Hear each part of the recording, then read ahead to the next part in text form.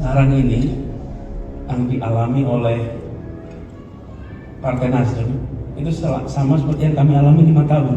Cuman kalau kemarin kami alami 5 tahun itu kan sendirian, dikebukin kanan, kebukin kiri, nggak pernah selesai. Sekarang didukung Nasdem, gantian Nasdem dikebukin terus.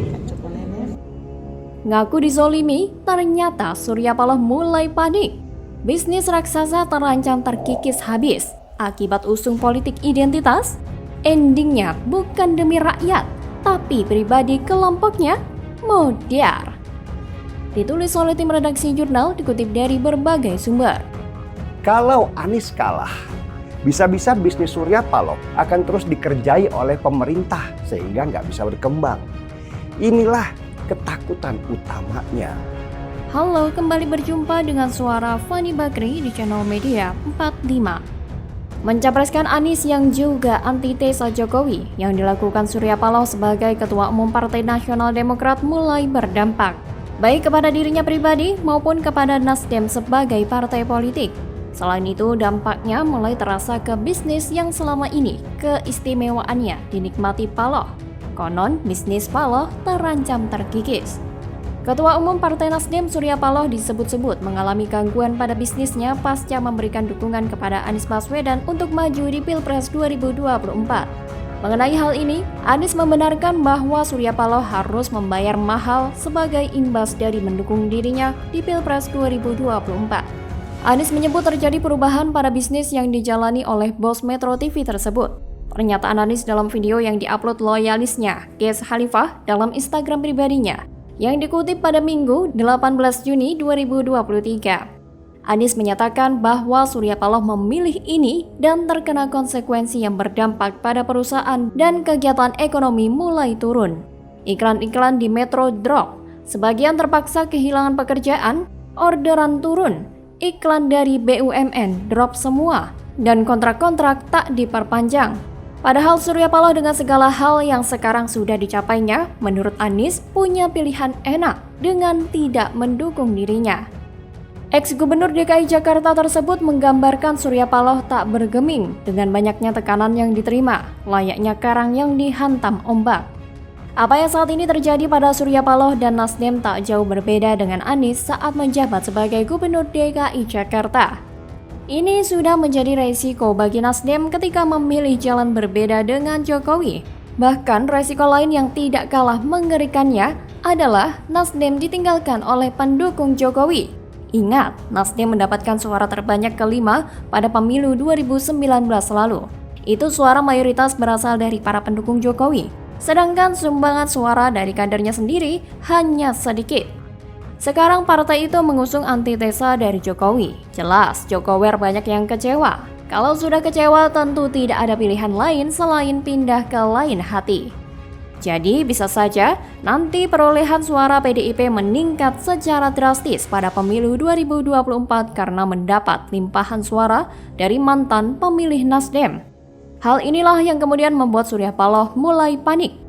Namun bagi Surya Paloh, mungkin itu adalah strateginya dalam mencapai tujuan pribadi dan kelompoknya, atau menurut Paloh, itu adalah perhitungan yang matang. Ya, Nasdem adalah partai yang tidak kuat ideologinya mungkin. Sehingga timbul kesan bahwa partai ini dibentuk demi sebuah kepentingan bisnis raksasa, bukan demi rakyat. Jika demi rakyat, maka SP tidak mengambil calon yang berkinerja buruk seperti Anies. Maka karena itulah SP atau Nasdem telah mengambil keputusan yang bukan kepentingan bangsa. Justru ia rela merusak negara ini demi ambisi-ambisi kekuasaan yang mereka khawatirkan hilang. Ya, Nasdem sangat khawatir jika kursi dan segala kepentingan untuk kelompoknya itu hilang begitu saja. Nasdem khawatir tidak memenuhi target kekuasaannya. Jadi, inti dari semua ini adalah kepentingan berkuasa atau menguasai banyak jalur ekonomi dan kebijakan agar bisa terus berada di atas lingkungan elit. Mereka tentu saja berharap negara dalam kontrolnya, sehingga apapun yang diinginkan bisa diwujudkan. Dari sini kita bisa menilai bahwa keputusan Nasdem dan Surya Paloh memang sangat fatal, sangat berbahaya memang. Mungkin saja akan bertambah seiring waktu, dan nampaknya kesialan demi kesialan pun akan mulai menghinggapi Paloh. Kita lihat saja. Bagaimana kalau menurut Anda? Makin panas, Novel Bamukmin tuding Amin Rais pernah tercatat sebagai tokoh pendukung kelompok yang pro aliran sesat. Perang besar antar kadrun nih. Ditulis oleh tim redaksi jurnal, dikutip dari berbagai sumber. Saya nggak bisa ngomong apa-apa lagi melihat Amin Rais sekarang. Hanya bisa bilang, Pak Tua, sudahlah. Di luar banyak angin, masuklah ke rumah. Halo, kembali berjumpa dengan suara Fani Bakri di channel Media 45. Wasekjen Persaudaraan Alumni PA212, Novel Bamukmin mengingat betul kenangan dan hubungannya dengan Amin Rais. Dari memori Novel, Amin pada tahun 2008, tepatnya di era pemerintahan Susilo Bambang Yudhoyono, adalah salah satu tokoh yang namanya masuk sebagai tokoh yang pro terhadap kelompok aliansi kebangsaan untuk kebebasan beragama dan berkeyakinan atau AKKBB. Kelompok yang pada saat itu berseberangan dengan Front Pembela Islam pimpinan Habib Rizik Syihab.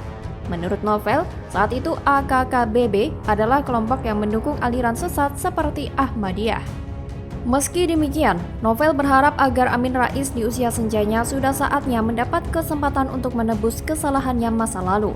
Untuk diketahui, Amin Rais pada tahun 2008 membantah kalau ia terlibat dalam penggalangan aksi AKKBB.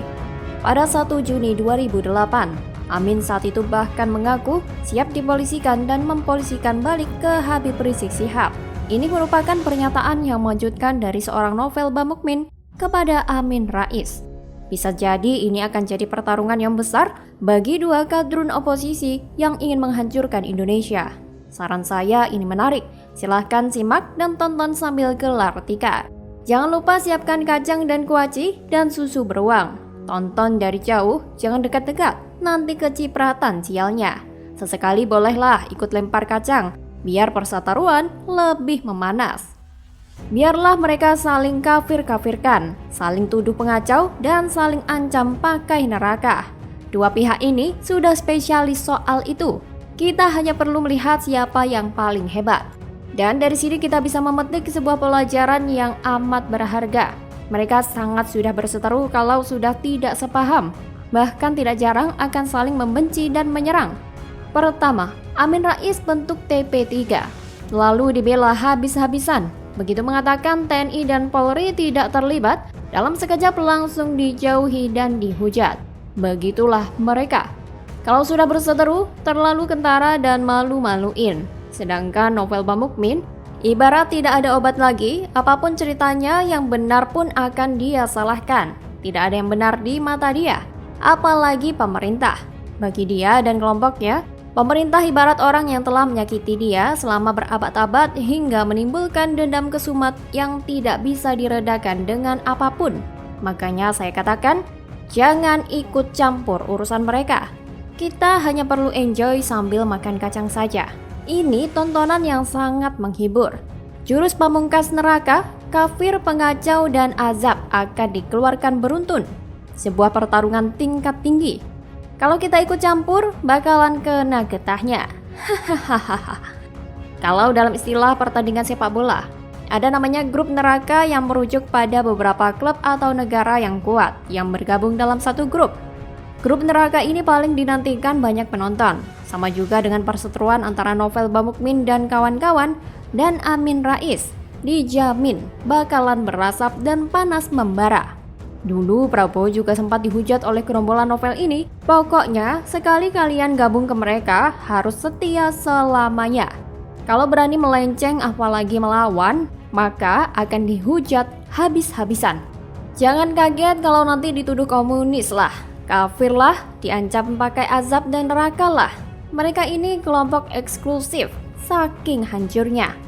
Ini pun masih belum seberapa jika dibandingkan doa pamungkas si imam besar. Ngakak. Bagaimana kalau menurut Anda?